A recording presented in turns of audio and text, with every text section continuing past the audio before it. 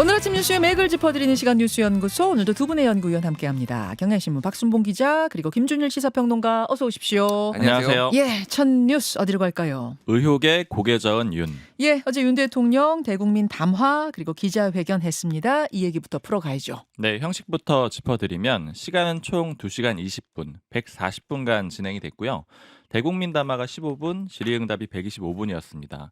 대통령실에서 좀 듣는 자리, 그러니까 국민들이 듣고 싶어하는 얘기를 하는 자리로 만들겠다라는 취지로 설명을 한 적이 있었는데 예. 실제로 지난번 그 기자회견보다 질의응답 시간을 많이 늘렸습니다. 예. 그러니까 지난번에는 대국민 담화가 41분, 질의응답이 83분이었는데 이번엔 질의응답이 많이 늘어난 거죠. 그러다 보니까 질문한 기자 수도 늘었는데 지난번 19명이었는데 이번에는 26명이 질문을 했습니다. 네. 그 윤석열 대통령이 이번 대국민 담화에서 사과를 했다라는 게 가장 주목받는 지점인데요. 이번 대국민 담화랑 기자회견은 그 명태균 씨 논란이라던가 김건희 여사 논란 때문에 마련됐다라고 볼 수 있잖아요. 네. 이 대국민 담화를 하기에 앞서서 윤 대통령이 고개 숙여서 사과를 했는데 이 부분은 윤 대통령 목소리를 같이 한번 들어보고 얘기 듣고 나눠보겠습니다. 오죠. 제 주변의 일로 국민들께 걱정과 염려를 드리기도 했습니다. 대통령이라는 것은 변명하는 자리가 아닙니다. 모든 것이 제 불찰이고 제 부덕의 소치입니다. 국민 여러분께 먼저 죄송하다는 말씀, 진심 어린 사과의 말씀부터 드리고 그리고 이 국정브리핑을 진행하겠습니다. 예, 자리에서 일어나서 허리를 숙여 인사하는, 사과하는 모습까지 보셨습니다. 박순봉 기자. 근데 윤 대통령이 이렇게 사과를 하기는 했는데 제 주변의 일로 국민께 염려를 끼쳐드렸다 이런 표현을 썼거든요. 근데 이 제 주변의 일이 구체적으로 어떤 건지 좀 표현이 안 됐어요. 그러다 보니까 이어진 기자회견에서 여기에 대한 질문들이 좀 나왔습니다. 네네. 그러니까 먼저 구체적으로 어떤 걸 사과하는 것이냐 이런 질문이 나왔는데 여기에 대해서 윤 대통령이 이렇게 얘기를 합니다. 잘못한 게 있으면 딱 집어가지고 그 부분을 잘못한 거 아니냐고 해주시면은 거기에 대해서 제가 팩트를 얘기해가지고 사과를 드리겠다. 근데 뭐 아닌 건 또 아니라고 얘기를 하겠다 이렇게 답을 했고요. 예. 그래서 저도 또 질문 기회가 있어가지고 이어서 질문을 했는데 네. 그럼 구체적으로 인정할 수 있는 부분, 사과할 수 있는 부분은 뭐냐라고 다시 질문을 했거든요. 자, 이 부분은 그러면은 박순봉 기자가 어제 거의 마지막 부분에 질문한 거죠? 네, 거의 후반부였죠. 말하자면 기자회견에서 이런저런 질문들이 나오고 대통령이 거기에 대한 답변이 나왔는데 다 듣고 났는데도 좀 어느 부분이 사과한다는 부분인가가 모호해서 질문한 거 맞습니까? 네, 그런 취지였고 한번 그럼 볼까요? 대통령 답변까지? 네. 예. 아까 일단은 사과를 하셨잖아요. 그래서 대통령께서 그러면 인정하실 수 있는 부분, 그러니까 정확하게 사과를 할 수 있다라고 하는 부분은 어떤 건지 좀 구체적으로 말씀 부탁드리겠습니다. 구체적으로 말하기가 좀 어렵지 않습니까?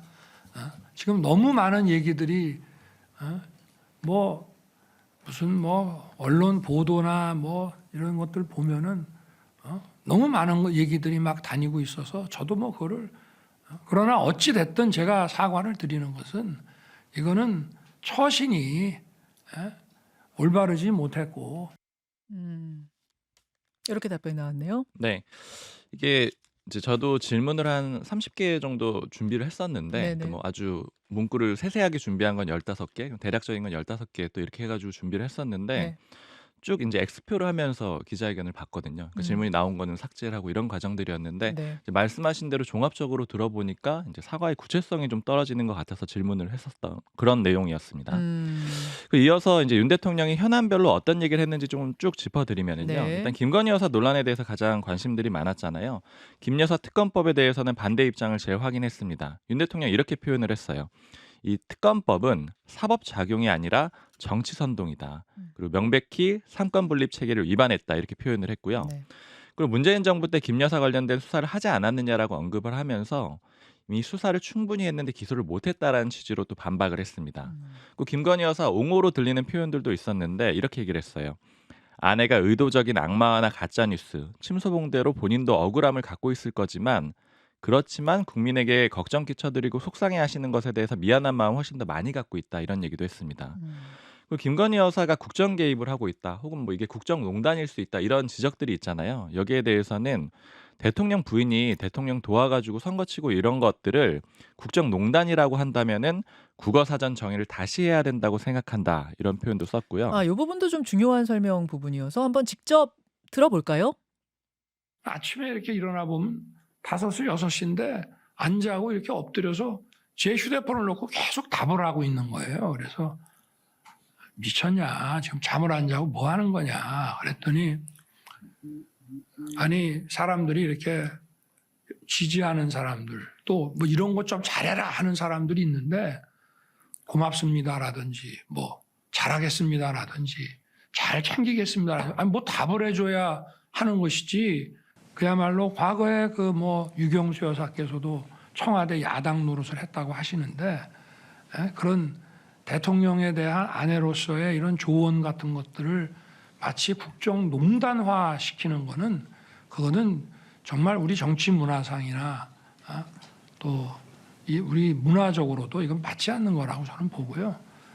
그러니까 저 앞에 일화를 소개한 거는 대선 후보 시절의 일화를 소개한 거죠. 네. 예, 저 김건희 여사가 후보자 대신에 문자를 답을 답장을 일일이 다 보냈다. 해줬다라는 거죠. 그러니까 이런 것들까지 그 정치 개입, 뭐 국정 개입 이런 걸로 볼 수는 없는 거 아니냐 이런 취지로 반박을 한 거고요.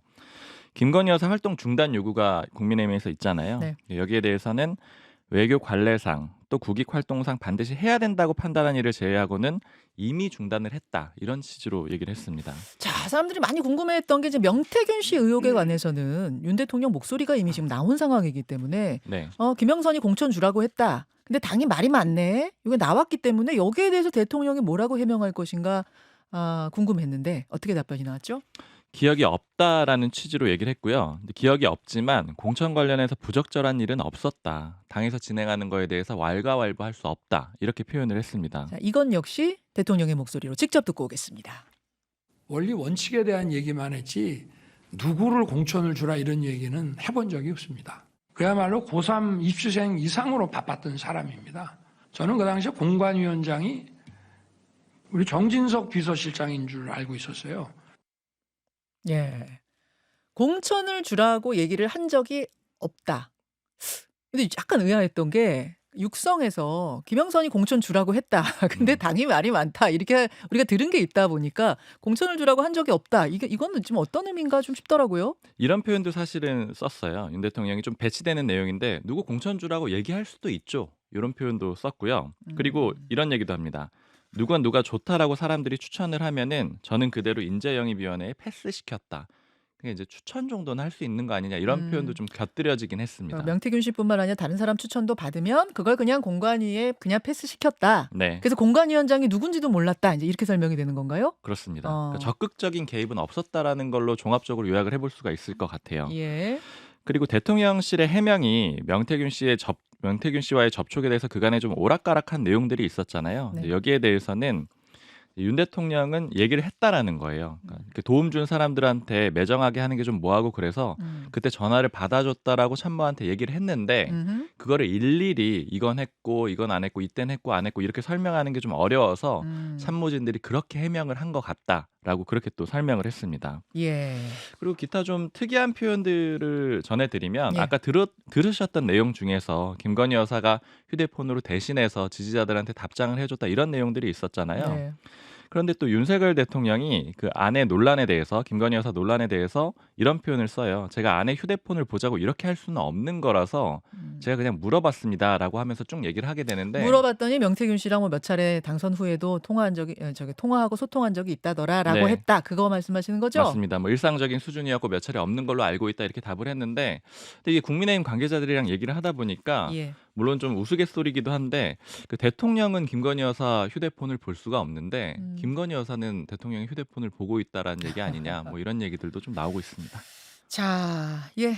어제 2시간 20분간의 기자회견, 좀 긴 기자회견이다 보니까 지금 뭐 다 요약하는 거는 쉽지 않고 굵직굵직한 것들 정리해 주셨습니다. 김평론가 어떻게 들으셨습니까? 예, 뭐 이제 사과 먼저 얘기를 하면은 그 이제 좀 들리는 후문으로는 윤석열 대통령이 사과를 하는 것을 참모들이 엄청나게 설득을 했다라고 합니다.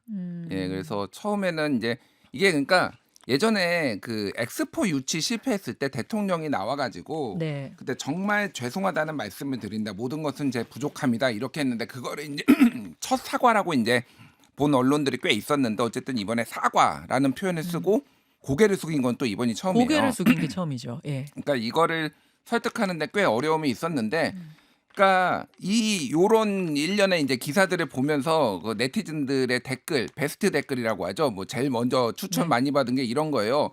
사과하라고 해서 하기는 하는데 내가 뭘 잘못했는지 모르겠다. 이게 이제 베스트 댓글이에요. 대체적으로 그렇게 이제 들으신 분들이 많을 거예요. 그러니까 이거를 좀 종합을 해보면은 어쨌든 대통령은 좀 억울한 부분이 있는 거죠. 사실 처음에 보면은 변명하지 않겠다. 모든 걸 책임지는 자리라고 얘기를 했지만은 뒤에 설명을 한 것이 국민들한테는 상당히 변명으로 들렸을 가능성이 높고 이 억울함에서 사과를 했지만은 정확하게 뭘 집어서 사과를 해야 되는지 모르는 상황이 지금 있었다라고 보면 될 것 같고 전체적으로 제가 이제 언론들 사설 기사들을 이제 쫙 봤는데 네네. 이제 9개 10대 일간지 중에서 문화일보를 석간이 문화일보를 빼고 9개 신문의 사설을 봤는데 네. 대체적으로 보면은 한 조선일보, 국민일보, 서울신문 뭐 요 정도는 앞으로 좀 잘해라. 너 많이 미흡했는데 앞으로 좀 잘해라. 요런 거 정도 되고 뭐 중앙일보는 어쨌든 사과한다만 기억나는 윤 대통령 기자회견. 뭐 이 정도가 나오고 뭐 세계일보도 고개 숙여 사과했지만 국민 눈높이에 못 미친 대통령 회견. 뭐 이 정도가 좀 약하게 비판을 했고 한국일보, 동아일보, 경향신문, 한겨레는 매우 강하게 비판을 했습니다. 어떤 사설들 실렸습니까? 그러니까 동아일보는 예를 들면은 어찌됐든 사과, 유경수 여사도 어리둥절했던 140분 회견. 이게 제목이에요? 예. 그리고 경향은 특검 제도마저 부인한 윤 대통령 마지막 기회 걷어찼다. 한겨레는 이런 대통령 처음 봤다. 이제 더 이상 기대가 없다. 뭐 이런 거. 한국일보도 특검이 위헌이고 정치성동일 뿐이라는 대통령의 인식. 그래서 굉장히 좀 강하게 전체적인 톤은 어쨌든 굉장히 강하게 지금 비판들이 나오고 있는 것 같고요. 이제 저는 제가 좀 방점을 찍어서 본 거는 그거예요. 사실은 이 대국민담화 앞에 15분에 있었던 네네. 대국민담화 여기서 뭐가 있었냐면요. 그 대국민담화 중간에 이렇게 얘기합니다. 이제 국민 여러분 이제 임기 후반에 접어들게 됩니다. 저는 2027년 5월 9일 제 임기를 마치는 그날까지 모든 힘을 쏟아 일을 하겠습니다. 그리고 뭐 초심으로 돌아가 다시 시작하겠습니다. 이렇게 했거든요. 그러니까 일각에서 나오는 임기 단축 개헌, 뭐 하야, 뭐 탄핵은 본인이 하는 게 아니니까 어쨌든 이런 거에 대해서 난 거부하고 나는 무조건 임기 채우겠다라는 거를 날짜까지 박아서 좀 명확하게 했다. 이렇게 좀 이거를 명시적으로 보여줬다라고 이제 보면 될 것 같아요. 그래서 여러 가지로 이제 논란이라기보다는 이제 야당의 공세가 좀 더 거세질 것 같고 몇 개 이제 그 중앙일보가 썼는데 원로들 여야의 원로들이 이거에 대해서 굉장히 대통령의 어떤 언어나 품격에 대해서 굉장히 비판을 많이 했어요. 예를 들면은 뭐 윤여준 전 장관 윤 장관은 잠시 후에 나오십니다. 예. 짧게만 설명해 주세요. 예. 어떻게 대통령이 국민 앞에서 미쳤냐 부부싸움 하겠냐 이런 단어를 쓸 수가 있냐라고 뭐 얘기를 했고 한나라당 시절 고문을 지낸 유준상 의원도 솔직 담백하게 얘기하려고 했지만은 정치 리더로서 뭐 국민 감정을 헤아리는데 뭐 미흡했다 뭐 이런 얘기들이 있었습니다. 뭐 전문가 그룹도 같은 경우에도 천금 같은 기회를 대통령이 스스로 날려버렸다. 넋두리하는 인상을 했다. 뭐 이런 얘기들이 좀 많이 나왔고요. 알겠습니다. 예. 자, 여러분은 어떻게 들으셨습니까? 오늘 뭐 뉴스연구소에서만 다루는 게 아니라 뒤에 인터뷰로도 계속 준비가 돼 있어서 계속 이야기를 하게 될 것 같은데요. 박순봉 기자는 그럼 어제 기자회견을 본 정치권 반응 좀 종합해 주세요. 일단 기자회견 끝나고 나서 예. 이제 용산 쪽의 분위기를 좀 먼저 체크를 해봤어요. 예. 참모들 분위기가 어떤지 체크를 해봤는데 일단은 좀 참모들은 그래도 좀 잘 맞췄다라는 그런 분위기가 있고요. 그리고 이 자리까지 끌어내는데 좀 어려움이 있었다라는 그런 분위기도 좀 같이 들렸습니다. 그리고 특히 이제 그 기자회견 과정에 이제 지나고 나서 특별히 바뀐 건 없지 않느냐 이런 식으로 제가 물어봤더니 이제 참모들이 뭐라고 얘기를 하냐면은 이번 기자회견 기점으로 많은 게 바뀔 거다라고 얘기를 하면서 윤석열 대통령 부부의 휴대전화 번호가 바뀔 거라는 겁니다. 번호가 바뀔 거고 그다음에 이제 대통령도 언급을 하긴 했는데 다른 사람 거쳐서 전화를 연결하는 그런 방식으로 전환이 될 거라고 해요. 그리고 김건희 여사 순방도 이제 이달에 하나 순방이 예정된 게 있거든요. 거기에는 참석을 안 할 거라는 게 아마 오늘 발표될 거라고 얘기를 하고요. 저는 좀 궁금한 게 에이펙하고 G20하고 두 개의 해외 일정이 있습니다. 애초에는 김건희 여사가 두 개 다 가는 거였어요?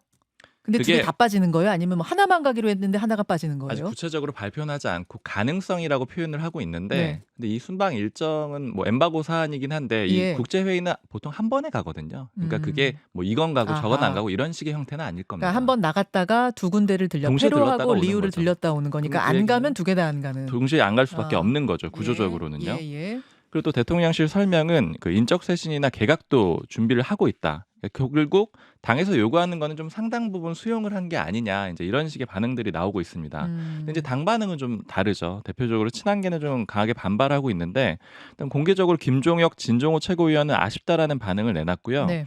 제가 좀 익명으로 취재를 해봤을 때는 굉장히 강한 표현들이 많이 들렸는데 아쉽다 정도가 아니에요. 네, 익명으로 가면. 안 한 것보다 더 나빴다 이런 표현들도 좀 많았고요. 이제 뭐 그 친한계 쪽의 핵심 관계자는 이런 얘기를 하더라고요. 네. 그러니까 자신은 그간의 그 용산 쪽의 판단들을 봤을 때 대통령의 잘못이라기보다는 참모들의 좀 잘못된 오판으로 그러니까 일부 강경한 참모들의 오판으로 이런 결과가 나왔다라고 봤었는데 음흠. 아 그게 아니구나. 그냥 대통령 자신이 이렇게 생각을 하고 있구나라는 게 기자회견으로 확인이 됐다라는 거예요. 그래서 기자회견에서 대통령의 인식이 드러났다는 점에서 더 안타깝다라고 얘기를 하면서 F학점이다 뭐 이런 표현도 쓰고요. 자, 친한계 반응이 이랬고요. 저는 친한계 반응 중에서도 한동훈 대표 반응이 궁금한데 아직 공식 반응은 없습니다. 네, 한동훈 대표는 입을 어제까지는 닫았는데 예. 그것도 친한계 쪽에 물어보니까 일단 당장 움직일 생각은 없다라는 거예요. 그런데 의견 수렴을 해야 되기 때문에 그러니까 너무 성급하게 예, 예. 바로 즉각적으로 비판하는 모습을 내기는 어려울 거다라고 하는데 다만 뭐 이 관계자가 예측을 하기로는 특검 쪽으로 좀 갈 수밖에 없지 않겠느냐. 왜냐하면 당내 의원들이 많이 들썩들썩할 것 같다라고 그렇게 얘기들을 하더라고요. 물론 이게 한동훈 대표의 뜻인지 아직까지 확인된 건 아닌데 친한계 쪽에서도 이 특검 쪽으로 흐를 수도 있겠다. 뭐 그럴 이런 얘기들이 가능성도 나오고 있습니다. 어제 기자회견 후에 좀 열어놨다 이런 분위기가 나와요. 네. 그리고 친윤계 쪽에서는 대표적으로 추경호 원내대표가 입장문을 냈는데 네. 진솔하고 소탈하게 말씀을 하셨다. 또 겸허하게 사과했다. 이런 평가를 했고요. 예. 좀 중립지대라고 할까요? 그런 쪽에 국민의힘 인사랑 얘기를 제가 들어보니까 음흠. 그래도 생각보다 진솔했고 이걸로 통해서 얻는 건 있을 것 같다라고 하는데 어떤 걸 얻을 것 같다라고 하냐면 영남 지역에 좀 마음은 사로잡을 수 있지 않겠느냐. 원래 지지층이었다가 이탈했던 층. 네, 이제 그렇게 되면 지지율 한 20%대로 다시 회복을 시켜가지고 음. 그 정도를 좀 안정적으로 유지해가겠다는 전략 아니겠느냐 이런 평가들도 나오고 있습니다. 자, 여당의 반응을 뭐 구석구석 취재해 주셨고 야당 반응은 어떻습니까? 박찬대 원내대표가 어제 기자회견을 했는데 강하게 비판했습니다. 거짓말과 변명으로 일관된 담화다. 대통령 자격이 없다. 이런 얘기를 했고요. 특히 김건희 여사 특검법 반드시 통과시켜야 된다라고 하면서 한동훈 대표는 이제 결단해라 이런 얘기를 했습니다. 그리고 특히 좀 주목이 됐던 거는 예. 추가 녹음 파일이 있다라는 점을 언급을 했어요. 이 녹음 파일이 더 구체적인 게 있고 향후에 적절한 시점에 공개하겠다 이런 얘기도 했습니다. 그게 윤 대통령 목소리나 김건희 여사 목소리라고 합니까? 아직 뭐 구체적으로 언급을 하진 않았습니다. 근데 더 구체적이라고 했으니까 뭐 당사자 중에 한 명이 있지 않겠느냐 이렇게 추정은 하고 있어요. 자, 김준일 평론가. 예. 윤 대통령의 지지율 반등을 일단은 뭐 대통령실이나 여권 쪽에서는 기대를 하는 것 같은데 친윤계 쪽에서는 어떻게 보세요? 그러니까 이게 내용을 설명해 주셨지만은 네. 이렇게 된 거잖아요. 예전에 제가 이제 박절하지 못했다 시즌 2 될 수도 있다 뭐 이런 얘기를 했는데 결국은 박절이란 단어는 안 나와서 하도 박절이란 단어를 쓰지 말라고 하니까. 근데 이제 김건희 여사는 대통령 표현에 따른 김건희 여사는 순진하고 악마화 당했다, 침소봉대 당했다. 본인은 매정하지 못해서 명태균하고 통화는 했지만 기억은 안 나고 뭐 그렇다. 특검은 정치 선동이고 위헌적이고 상권분립 위반이다. 그러니까 인식이 변한 게 있느냐. 특히 김건희 여사와 관련해서는 가장 사람들이 문제를 많이 지적했는데 크게 변화를 체감하기 어려워요. 그래서 예전에 저는 이런 거 생각합니다. 그러니까 대통령이 뭐가 있을 때마다 참모들의 건의를 받아들여 가지고 이재명 대표랑 영수회담도 하고 예. 한동훈 대표랑 면담도 하고 예. 뭐 예를 들면 8월 말에 기자회견도 예. 대국민담화 했잖아요. 그러면 반등했나요? 반등한 적이 한 번도 없어요. 물론 약간 정체를 유지하다가 다시 하락하고 정체를 유지하다가 다시 하락하고 이게 계단식으로 계속 떨어졌거든요. 이것도 그러니까 사과를 처음에 한 것도 사실은 이거를 사과를 했다라는 거를 보여줌으로 인해서 특히 이제 중도나 진보 쪽보다는 보수를 좀 붙잡기 위해서 한 걸로 보여요. 네. 제가 어제 보니까 보수 종편에서 주로 이거 사과 장면을 계속 틀더라고요. 그러니까 이게 이제 기자회견을 자세히 안 보신 분들은 그걸로 조금 대통령이 사과했네라고 하지만 이 약발이 얼마나 갈 것이냐라고 보면 될 것 같고 어제 전국 지표 조사가 나왔는데 이제 2주마다 한 번씩 나오는 거거든요. 예. 엠브레인 퍼블릭, 케이스텐 리서치, 코리아 리서치, 한국 리서치가 지난 4일 3일에서 6일 만 18세 이상 1,002명을 대상으로 전화 면접을 했는데 여기 19% 나왔습니다. 대통령 긍정평가. 이게 물론 이건 어제 기자회견이 반영된 건 반영이 아니죠. 안 된 거예요. 예, 예. 그래서 직전 2주 전보다 3%포인트 떨어진 거라서 모든 거의 여론조사가 다 10%대로 기록하고 있는데 이거를 막기에는 좀 역부족이었다 이렇게 보는 게 맞을 것 같습니다. 자, 예, 요 이야기는 오늘 뭐 인터뷰를 통해 계속 하도록 하고 다른 뉴스 하나만 더 보죠. 박순봉 기자. 이재명 1심 생중계 요청. 한동훈 대표 어제 이재명 대표 1심을 생중계해야 된다. 한 대표가 직접 이렇게 주장한 건 처음인가요? 네, 최고위에서 언급을 했고요. 이게 시민단체가 이런 요청을 법원에 낸 바도 있었거든요. 네네. 근데 한동훈 대표가 말씀하신 대로 공개적으로 처음 얘기를 했습니다. 그러니까 한 대표의 논리는 이런 거예요. 이게 전례 없는 일도 아니고 그다음에 국민들의 이목이 집중되고 있으니까 생중계를 해야 된다. 이렇게 얘기를 했습니다. 그리고 한동훈 대표는 11월 달이 일종의 역전의 기회라고 보고 있잖아요. 그러니까 공직선거법 위반 1심 선고, 위준교사 2심 선고 이런 것들이 이재명 대표 관련된 선고들이 있는데 예. 이거를 공개해가지고 좀 야당을 압박해야겠다 이런 취지로 해석이 됩니다. 여기까지 보겠습니다. 두 분 수고하셨습니다. 감사합니다. 김현정의 뉴스쇼는 시청자 여러분의 참여를 기다립니다. 구독과 좋아요, 댓글 잊지 않으셨죠? 알림 설정을 해두시면 평일 아침 7시 10분 실시간 라이브도 참여하실 수 있습니다.